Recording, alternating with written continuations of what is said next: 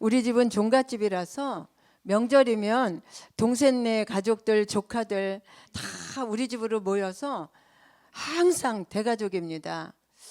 그래서 이제부터는 설에는 다 같이, 추석에는 자유롭게 그렇게 하자고 이제 서로 이렇게 결정을 하고, 모처럼 우리 두 아들 가족하고 우리만 모여서 정말 단촐하게 설 가정 예배를 드리게 되었고, 이제 남편이 예배를 인도하게 되었습니다. 그런데 말씀을 전하다가 갑자기 남편이 울먹울먹하면서 말을 막 그냥 막 잘 잊지를 못하는 거예요. 뭐라고 말을 하냐면은, 정훈아, 정민아, 미안하다. 나는 4살 때 아버지가 돌아가셔서 아버지에 대한 기억이 전혀 없고 아버지라고 한 번도 불러본 적이 없다. 그래서 어린 아들들과 어떻게 놀아줘야 하는지, 또 너희들이 힘들 때 내가 어떻게 아빠로서 어떻게 말해주어야 하는지, 그리고 너희들이 사춘기 때 아빠에게 불만을 터뜨리고 화를 내고 그럴 때 나는 아빠로서 어떻게 말해주고 너희들을 어떻게 훈계하고 너희들에게 어떻게 도와줘야 될지 잘 몰라서 너희들에게 좋은 아버지 노릇을 잘 못했구나. 초등학교 때 친구가 한 번은 술 주정뱅이 아버지가 매일 때리고 주정하면서 가족들을 괴롭히니까, 우리 아버지 죽었으면 좋겠다. 야, 송일아, 너는 아버지가 없어서 참 좋겠다. 이렇게 말할 때 나는 매일 때리는 술 주정뱅이라도 좋으니까 아빠라고 부를 수 있는 사람이 있으면 좋겠다. 이렇게 생각했어. 아들아, 너희 마음에 차지 않는 아빠지만 아빠라고 부를 수 있는 아버지가 곁에 있는 것만으로도 얼마나 좋겠니? 그것을 좀 생각해다오. 그동안 아빠의 실수나 잘못을 이해하고 좀 용서해 주라. 너희 마음에 맺힌 것이 있으면 풀고 우리 가족 정말 행복하게 살자. 아빠가 다 아버지 노릇을 배우지 못해서 그런 거야. 아빠가 잘못했다 하면서 막 우는 거예요. 아마도 남편이 그동안 가슴에 한으로 쌓인 게 너무 많았던 것 같아요. 우리 시어머니 얘기를 들으니까 남편이 어린 4살 먹은 아들을 놔두고 뱃속에는 8개월 된 유복자가 들어있는데 남편이 죽은 거예요. 너무너무 얼마나 억장이 무너지고 있는데, 우리 남편이 마당에서 옆집에 친구 부르면서 야, 재민아, 팽이쳐기 하자 그러면서 부르더래요. 그 얘기를 하면서 그런 세월을 살았다, 이렇게 말씀을 하신 적이 있습니다. 그렇게 남편이 막 우니까 얼마나 우리가 놀랬는지, 아이들도 놀래고 나도 너무나 마음이 아프고 막 눈물이 났어요. 갑자기 분위기가 숙연해지고 아들, 며느리, 손녀들 모두 울었죠. 예배가 끝나고 무슨 말을 해야 될지 아무 말 없이 그냥 앉아 있으니까, 분위기를 파악한 우리 초등학교 3학년 손녀딸이 양손 엄지를 척 들어 올리면서 할아버지, 오늘 설교 정말 훌륭했어요 그러는 거예요. 그러니까 1학년짜리 동생 온유가 할아버지 세상에서 제일 멋져요, 정말 잘했어요 하면서 막 안아주면서 등을 토닥토닥 두드려주면서 할아버지 정말 멋있어요 하더니 갑자기 할아버지 목을 껴안고 막 우는 거예요. 꼬마가 정말 눈물바다였죠. 그날 우리 가족은 정말 하나님의 사랑과 임재가 가득한 예배를 이렇게 드렸습니다. 나는 그때 정말 비로소 알았어요. 결혼 생활 그렇게 오래 하면서 비로소 그때 알았던 것이 뭐냐면, 남편이 신앙생활을 오래 했는데도 왜 하나님을 아버지라 부르지 못하는지, 항상 기도할 때도 보면 전능하신 하나님, 사랑의 주님, 이렇게 하는 거예요. 그래서 나는 당신은 왜 하나님을 하나님 아버지 이렇게 안 불러? 그리고 물어본 적도 있거든요. 이 아버지를 경험해 보지 못해서 이 아버지라는 이 단어가, 이 언어가 마음에 다가오지 못하고 어색하고 그랬던 남편이 너무 안쓰럽고 지나온 또 그의 삶에 얽힌 서름이 정말 가슴이 막 아려오더라고요. 그날 이후 남편은 한 번도 불러보지 못한 아버지에 대한 그 그리움과 그리고 그 응어리진 그 가슴에 한이 풀어지고 이제는 당당하게 하나님을 아버지라 이렇게 부를 수 있도록 회복이 되어서 지금 대표 기도할 때도 하나님 아버지, 정말 우리 남편 목소리 진짜 짱 아니에요? 하나님 아버지 이러면서 기도하잖아요. 네, 그렇게 회복이 되었습니다. 네, 여러분, 공공의 적이라는 영화를 보신 분 계시지요? 이 영화는 오래전에 돈 때문에 부모를 살해한 그 박한상의 실제 사건을 모티브로 만든 영화라고 합니다. 펀드를 하다 돈을 다 날린 아들이 부모에게 돈을 요구하자 아버지는 돈을 주면 아들이 더욱 방탕할 것 같으니까 모든 재산을 고아원에 기부하기로 했는데 그 사실을 알고 비가 막 쏟아지는 날 밤에 부모님을 살해합니다. 아직 숨이 끊어지지 않은 부모님 옆에 그 핏자국을 다 닦고 유유히 사라지는 아들의 뒷모습을 눈물로 바라보는 장면이 나와요. 그 아버지가 갑자기 칼에 찔린 몸으로 안간힘을 다해서 막 기어가서 방바닥에서 무언가를 주워 입에 넣고 삼키고 나서 숨을 거둡니다. 아버지는 죽어가면서 왜 그런 행동을 했을까요? 그 입에 집어넣은 것이 무엇일까요? 그것은 다름 아닌 부모를 칼로 찌를 때 잘못해서 이렇게 베어버린 아들의 손톱 조각이었습니다. 아들의 범행이 발각날까봐 죽으면서까지 아들이 감옥에 갈까봐 염려하면서 그 못된 아들을 염려하면서 끝까지 사랑으로 용서하면서 죽어간 아버지. 그래서 사람들은 내리사랑은 있어도 치사랑은 없다고 말하는 것 같습니다. 자식이 부모를 아무리 사랑해도 부모로부터 받은 사랑에 비길 수가 없다는 것이죠. 여러분, 이 땅의 모든 사람들은 하나님 아버지로부터 내리사랑을 받은 사람들입니다. 우리 요한복음 3장 16절 한번 같이 읽어보겠습니다. 요한복음 3장 16절. 세상을 이처럼 독생자를 주셨으니 이는 그를 믿는 자마다 멸망하지 않고 영생을 얻게 하려 하심이라. 네. 하나님이 세상을 이처럼 사랑하사 독생자를 누구에게 주셨어요? 우리에게 보내셨어요. 아무리 사람들이 하나님의 그 크신 사랑을 갚으려고 해도, 여러분이 아무리 헌신하고 봉사를 한다 해도 그 큰 사랑에 보답할 길은 없습니다. 하나님은 그러한 내리사랑을, 하나님의 그 내리사랑을 이 세상에 드러내시는 분이 바로 부모님이시라는 거예요. 하나님은 모든 이들에게 부모님을 허락하셨고 그들을 통해서 하나님의 내리사랑을 자녀들에게 드러내고 있다는 것을 믿으시기를 바랍니다. 그렇다면 하나님께서 부모님을 자녀들에게 어떠한 존재로 보내셨고 또한 하나님의 내리사랑을 흘러내리는 부모님들은 우리는 어떻게 대해야 할지 오늘 말씀을 통해서 한번 살펴보겠습니다. 먼저 하나님께서 부모에 대하여 말씀하시기를 그들은 자녀들에게 공경받아야 할 존재라고 말씀하고 계십니다. 우리 출애굽기 20장 12절 한번 읽겠습니다. 시작. 네 부모를 공경하라. 그리하면 너의 하나님 나 여호와가. 네, 부모님을 공경하는 것은 하나님의 명령입니다. 해도 되고 안 되는 것이 아닙니다. 공경의 의미는 뭐예요? 소중히 여기고 높은 가치를 둔다는 의미예요.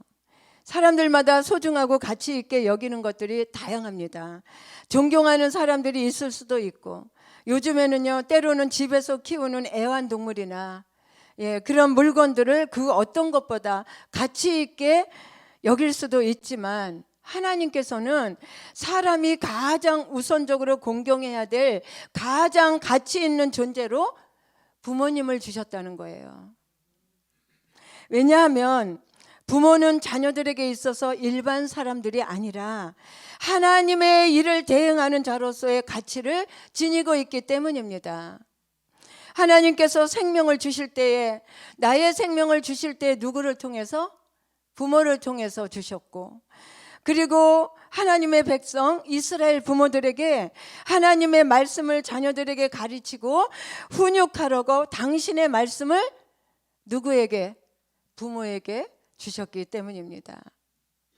그래서 자녀들은 부모를 통해서 하나님의 생명을 받고, 부모를 통해서 하나님의 생명의 말씀을 듣고 순종하면서 살아가게 되어 있는 것입니다.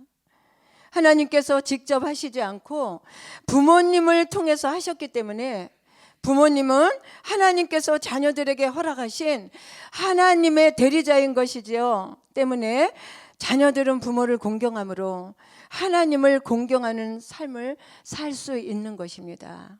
아멘이시죠? 남편을 일찍 잃고 외아들을 애지중지 키운 한 어머니가 어느 날 밤에 자다가 거실에 나왔는데 우연히 아들 며느리가 하는 말을 듣게 되었습니다. 자기야, 이 세상에서 누가 제일 좋아? 물론 자기가 제일 좋지. 그럼 두 번째는 우리 아가, 세 번째는 우리 장모님, 네 번째는 우리 강아지, 그럼 다섯 번째는 우리 엄마. 이 말을 들은 어머니는 도저히 잠을 이룰 수가 없어서 메모 한 장을 써서 냉장고에 붙여놓고 집을 나가셨는데, 메모에는 1번 보아라, 5번 간다 라고 써 있었습니다. 네, 1번 보아라, 1번은 우리 자기 보아라, 며느리. 네, 5번은 간다. 우리나라는 예로부터 동방예의지국이며 효의 나라였지요. 가난해도 병들어도 부모가 1순위였는데, 오늘날에는 애완견 서열보다도 못한 부모님의 순위.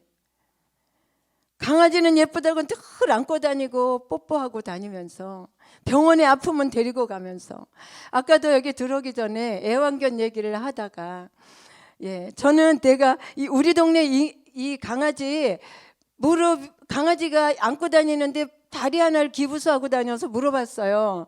그랬더니 얘가 나이가 많이 먹어서 12년을 살아서 관절이 나빠서 관절 수술을 해줬대. 인공 관절을 300만 원 주고 했대요. 그랬더니 최혜경 전도사님 뭐랬냐면, 우리 건물에 500m 사는 그분은 양쪽 다리를 다 했는데 한 다리에 500만 원씩 1000만 원 주고 강아지를 인공관절 수술을 해줬다는 거예요. 여러분, 부모님이 무릎 아파서 관절염 수술해야 되는데 돈 많이 들어가니까 아프면 돌아다니지 말고 집에 계세요, 어머니.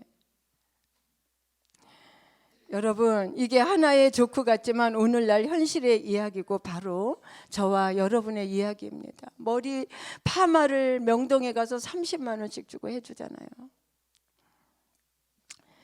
그분들에게도 나름 그 강아지가 가치가 있기 때문이겠죠. 이해합니다. 그러나 서열을 부모를 5순위로 두면 안 된다는 거죠.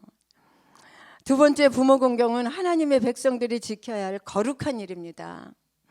레위기 19장에 보면 너희는 거룩하라, 나 여호와 너희 하나님이 거룩함이니라 시작해서 하나님 앞에서 거룩하게 행해야 될 일을 쭉 열거하고 있는데, 안식일을 지키는 일, 우상을 만들지 않는 일, 제사 드리는 일과 같이 그런 거룩한 일들 중에서 가장 앞에 나온 말씀이 부모를 경외하는 일입니다. 우리 레위기 19장 3절 함께 읽겠습니다. 시작.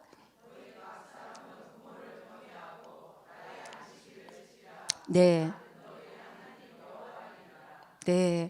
너희 각 사람은 안식일을 지키라 앞에 부모를 경외하라고 나와 있습니다. 네. 하나님은 부모를 경외하는 일로부터 시작해서 세상 사람들과 구별되는 거룩한 일이 부모를 공경하는 것이다. 다른 어떤 거룩한 행동보다 가장 우선한 거룩한 일이라는 거예요, 부모 공경이. 그래서 하나님은 부모를 공경하지 않는 자녀들에게 엄격하게 명령하셨습니다. 마가복음 7장 10절, 예, 한번 우리 함께 읽어보겠습니다. 시작. 또 내 아비나 어미를 해방하는 자는 네.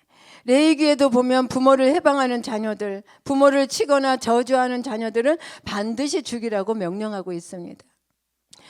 예, 그러니 부모를 공경하지 않고 대적하는 일들에 대해서 하나님은 아주 심각하게 보고 계시는 겁니다. 하지만 하나님께서는 자녀들이 부모님으로 인해 저주받는 것이 아니라 하나님의 복을 받기 원하셔서 축복의 통로로 부모 공경의 계명을 우리에게 주신 것입니다. 에베소서 6장 2절 3절 한번 읽겠습니다. 내 어머니를 공경하라. 이것이 약속 있는 첫 계명이니 이는 내가 잘되고 땅에서 장수하리라. 여러분, 하나님께서 세상의 풍요와 잘됨이 부모 공경에 있다고 말씀하시는 것입니다. 그러니 부모들은 자녀들에게 뭐예요? 복덩이, 축복의 통로이며 부모를 공경하는 것은 세상 사람들과 구별된 거룩한 삶을 사는 모습인 것입니다. 예, 또한 하나님은 부모를 자녀들에게 말씀하시는 존재로 주셨습니다. 오늘 본문을 보면 너를 낳은 아비에게 청정하고 라고 했습니다. 하나님은 부모를 자녀에게 말씀하시는 분으로 주셨고 자녀는 당연히 그 말씀을 청정해야 하는 존재라는 거예요. 왜냐하면 그 부모가 자녀에게 생명을 주었기 때문입니다. 그런데 우리는 늙은 부모의 말씀을 청정하고 있습니까? 순종하고 있습니까?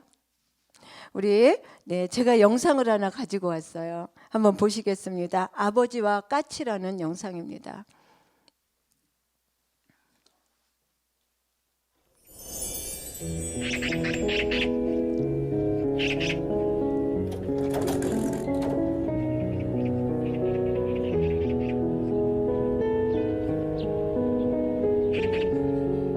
얘야, 저 새가 무슨 새냐? 까치요.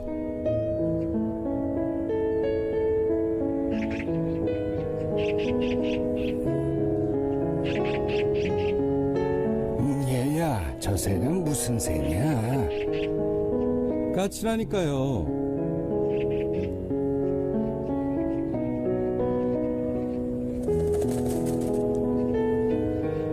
얘야, 저 새가 무슨 새라고 했지? 몇 번이나 대답해야 아시겠어요. 까치요. 까치라고요.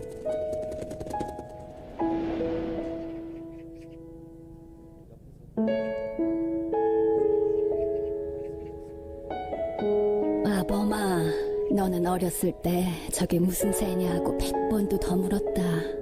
아빠, 저 새가 무슨 새예요? 까치란다. 까치요? 아빠, 저 새가 무슨 새예요? 까치야. 까치요?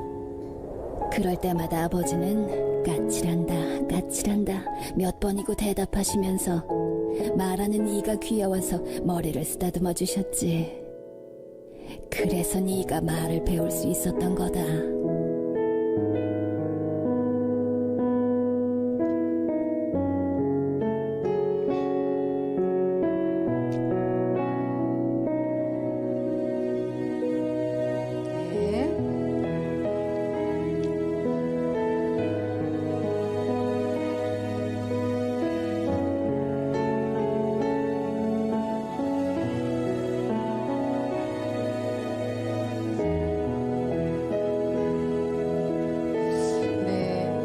부모님이 젊고 능력이 있으실 때는 자녀들이 부모의 말을 청정하지 않을 수 없으며 부모님을 무시할 수가 없지만 부모들이 연로하고 자녀들이 장성하게 되면 더 이상 부모의 말을 청정하려고 하지 않고 자기 뜻대로 하고 부모를 무시하며 부모를 중요한 사람으로 인식하지 않을 때가 정말 많습니다.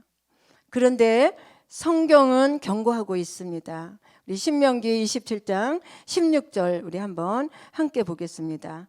시작.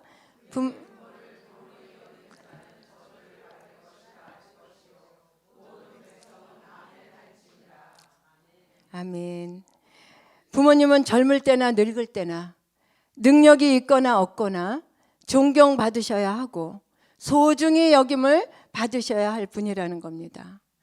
하나님은 젊고 능력 있는 부모만 공경하라는 것이 아니라 내 부모를 공경하라고 말씀하셨습니다.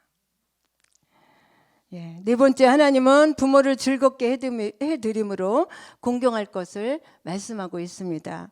우리 오늘 잠언 25절 말씀 한번 같이 읽겠습니다. 시작.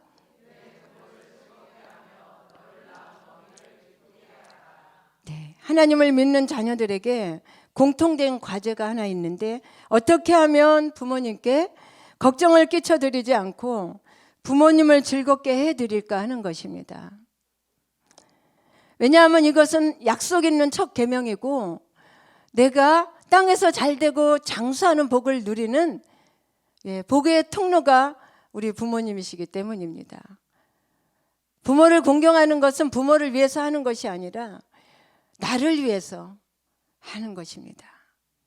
하나님은 우리가 복을 우리에게 주시기 위해서 너희에게 약속 있는 첫 계명으로 내 부모를 공경하라. 그리하면 네가 땅에서 잘되고 장수하리라. 약속하신 겁니다. 무엇으로 그렇다면 하나 부모님을 기쁘게 할 수 있겠습니까? 선물, 어버이날이라 선물, 용돈. 저도 용돈.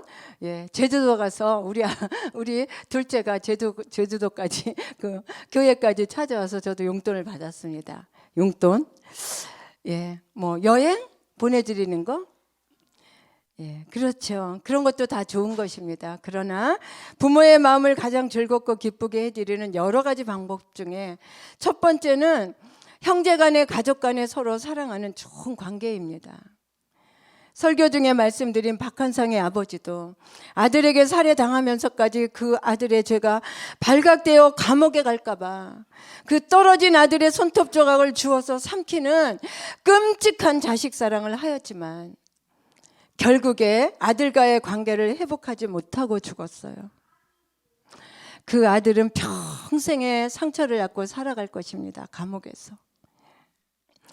성군이라 칭찬받던 다윗 역시 자식을 사랑했지만 상처로 얼룩진 인생에서 결국에는 그 사랑을 아들과 나누고 관계를 회복하지 못하고 아들이 죽자 처절하게 애통해하지만 결국 아들 압살롬은 아버지에 대한 상처를 가슴에 안은 채 세상을 떠나고 말았습니다.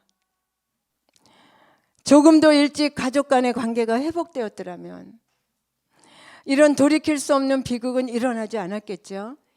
여러분, 진정한 효도는 부모 형제 간에 싸우지 않고 사이좋게 좋은 관계로 회복해서 서로 사랑하면서 용서하면서 이해하면서 부모의 마음을 편하게 해드리는 것이 진정한 효도인 것입니다. 여러분의 가족 관계는 안전하십니까? 이 시간 한번 생각해 보시기 바랍니다. 서두에도 간증했지만 아버지와의 관계를 경험해 보지 못한 제 남편은 거듭난 후에도 오랫동안 그 상처에 눌려서 아버지라는 단어에 어색해하면서 하나님을 아버지라 부르지 못했지만 그가 온 가족들 앞에서 용기를 내서 자기 마음의 상처를 그 묵은 서러움들을 고백하면서 아들들에게 용서를 구했을 때 하나님과의 막힌담도 가족 간의 막힌담도 다 무너지는 회복과 가정의 평화가 임했습니다. 그날 저는 제 남편의 그 놀라운 용기로 그 성령에 붙들린 모습을 보았고 그러한 남편이 정말 애틋하고 너무너무 사랑스러웠습니다. 그리고 많이 저도 회개했습니다. 남편에게 제가 못되게 한 적도 많거든요. 여러분, 이 땅의 부모들은 완벽하지 않아요. 이 땅의 아버지들은 완벽하지 않습니다. 그러나 하늘 아버지는 완벽하십니다. 모든 재산을 탕진하고 거지가 되어 돌아온 아들을 묻지도 따지지도 않고 용납하시고, 그리고 원 상태로 회복시키시는 완벽하신 하늘 아버지. 그 하늘 아버지는 우리 부모와 자녀가 서로 용서하고 용납하여 회복되기를 원하시며, 그럴 때 하나님은 우리의 효도를 받으시고 기뻐하십니다. 아멘. 우리에게 약속 있는 첫 계명의 복을 주시는 겁니다. 또 한 가지, 효도 중에 가장 큰 효도는 부모님을 천국 보내드리는 것입니다. 요즘 부모님들을 해외여행 보내드리는 자녀들이 많습니다. 그러나 그것도 좋지만 가장 큰 효도 중에 효도는 부모님 구원시켜서 천국 보내드리는 것입니다. 믿지 않는 부모님 구원을 위해서 지금 여러분은 무엇을 하고 계십니까? 이번 주일은 효도잔치가 있습니다. 불신 부모 초청하는 효도를 한번 해보시지 않겠습니까? 말씀을 정리하겠습니다. 디모데후서 3장 2절 우리 한번 보겠습니다. 시작. 사람들은 자기를 사랑하며 돈을 사랑하며 자긍하며 교만하며 회방하며 거룩하지 아니하며. 이는 말세 때 일어날 현상들에 대한 경고입니다. 그 속에 하나가 부모를 거역하는 일도 들어 있습니다. 성경에 보면 자녀가 부모님을 생각하는 것보다 하나님께서 부모님을 생각하는 것이 더 각별한 것을 알 수가 있습니다. 얼마나 많은 성경 구절이 있는지 모릅니다. 부모님은 하나님의 대행자로서의 역할을 감당하시는 분이고 분명 자녀들에게 공경을 받아야 될 분인 것입니다. 자녀들은 그분들의 존재를 가볍게 여기지 말아야 하며 그분들의 말씀을 헛되이 듣지 말아야 하며 그분들에게 슬픈 존재가 되지 말아야 합니다. 도리어 부모님의 존재를 무겁게 여겨야 하고 그 말씀을 청종해야 하며 그분들에게 기쁨이 되는 존재가 되어야 합니다. 자녀가 부모를 공경하는 것은 그 자녀의 삶을 거룩하게 하며 하나님의 복을 받게 하는 통로가 되기 때문에, 그러므로 부모님들도 자녀들이 공경할 만한 삶을 살아가심으로 자녀들을 복되게 할 수가 있다는 겁니다. 여러분, 부모님들은 이 땅에 영원히 계시는 분들이 아닙니다. 우리 모두는 다 늙고 병들고 세상을 떠나는 하나님이 정하신 생로병사의 법칙 안에서 살아가고 있습니다. 여기 계신 우리 에스더 그리고 젊은 우리 성도님들, 나도 눈 깜빡할 사이에 내 부모의 나이로 늙어간다는 거예요. 그래서 아까 얘야 저새가 뭐라고 했지? 까치요. 금방 물어봐 놓고 얘야 저새가 뭐라고 했지? 얘야 저새가 뭐라고 했지? 네, 여기는 착한 아들, 착한 자녀들만 있어요. 그럴 때가 온다는 거예요.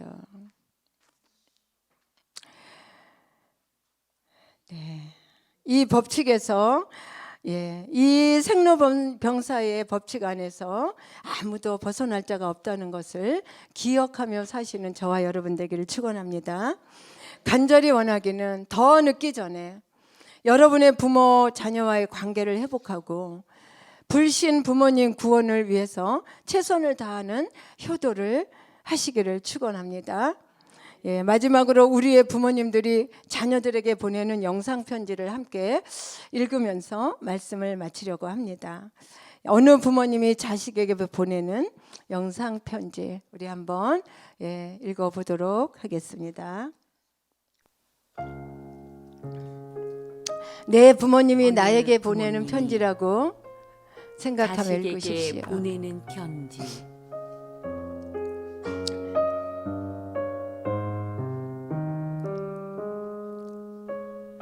내 사랑하는 아들, 딸들아. 언젠가 우리가 늙어 약하고 지저분해지거든 인내를 가지고 우리를 이해해 다오. 늙어서 우리가 음식을 흘리면서 먹거나 옷을 더럽히고 옷도 잘 입지 못하게 되면 네가 어렸을 적 우리가 먹이고 입혔던 그 시간들을 떠올리면서 미안하지만 우리의 모습을 조금만 참고 받아다오.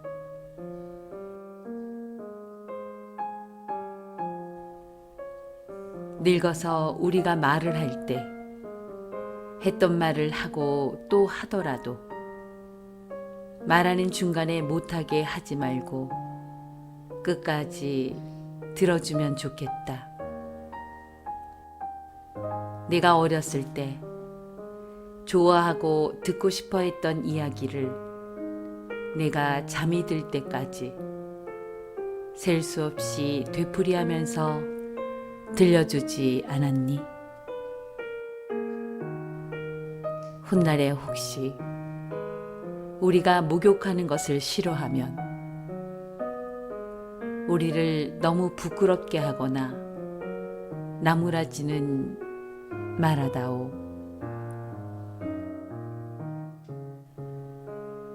수없이 핑계를 대면서 목욕을 하지 않으려고 도망치던 너를 목욕시키려고 따라다니던 우리의 모습을 기억해다오. 내게 얼마나 많은 것들을 가르쳐 주었는지 아느냐? 상하지 않은 음식을 먹는 법, 옷을 어울리게 잘 입는 법, 너의 권리를 주장하는 방법. 혹시 우리가 새로 나온 기술을 모르고 점점 기억력이 약해진 우리가 무언가를 자주 잊어버리거나 말이 막혀 대화가 잘 안 될 때면 기억하는 데 필요한 시간을 좀 내어주지 않겠니? 그래도 혹시 우리가 기억을 못 해내더라도 너무 염려하지는 말아다오. 왜냐하면 그때 우리에게 가장 소중한 것은 너와의 대화가 아니라 우리가 너와 함께 있다는 것이고 우리의 말을 들어주는 내가 있다는 것이 중요하기 때문이란다. 또 우리가 먹기 싫어하거든 우리에게 억지로 먹이려고 하지 말아다오. 언제 먹어야 하는지 혹은 먹지 말아야 하는지는 우리가 잘 알고 있단다. 다리가 힘이 없고 쇠약하여 우리가 잘 걷지 못하게 되거든 지팡이를 짚지 않고도 걷는 것이 위험하지 않게 도와줄 수 있니? 내가 뒤뚱거리며 처음 걸음마를 배울 때 우리가 내게 한 것처럼 내 손을 우리에게 빌려다오. 그리고 언젠가 나중에 우리가 더 이상 살고 싶지 않다고 말하면 우리에게 화내지 말아다오. 너도 언젠가 우리를 이해하게 될 테니 말이다. 노인이 된 우리의 나이는 그냥 단순히 살아온 것을 이야기하는 것이 아니라 우리가 어떻게 생존해 있는가를 말하고 있음을 이해해 다오. 비록 우리가 너를 키우면서 많은 실수를 했어도 우리는 부모로서 줄 수 있는 가장 좋은 것들과 부모로서 보여줄 수 있는 가장 좋은 삶을 너에게 보여주려고 최선을 다했다는 것을 언젠가는 너도 깨닫게 될 것이다. 사랑한다. 내 사랑하는 아들, 딸들아. 내가 어디에 있든지 무엇을 하든지 너를 사랑하고 너의 모든 것을 사랑한단다.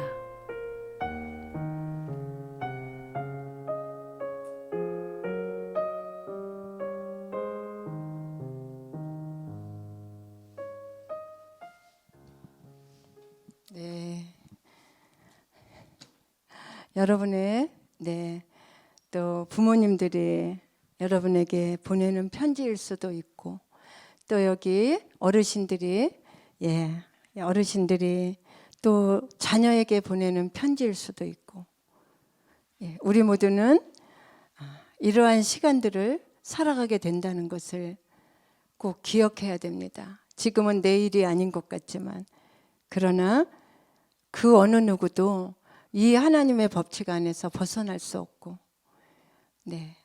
이러한 시간들을 지나서 천국에 가게 된다는 것을 우리는 꼭 기억하면서 하나님이 우리에게 약속 있는 첫 계명으로 주신 우리 부모를 공경하는 그러한 복된 삶을 살게 되기를 축원합니다.